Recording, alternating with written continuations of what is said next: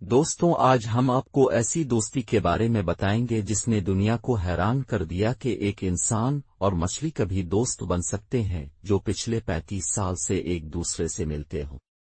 یہ کہانی جاپان کے ایک سمندر کی ہے جس کی گہرائی میں ایک ٹیمپل گیٹ بنایا جا رہا تھا۔ اس گیٹ کی تیاری میں یوریکو نام کا شخص بھی شامل تھا جس کی عمر 45 سال تھی۔ اس شخص کو سمندر کی گہرائی میں جانے کا بہت شوق ہوتا تھا۔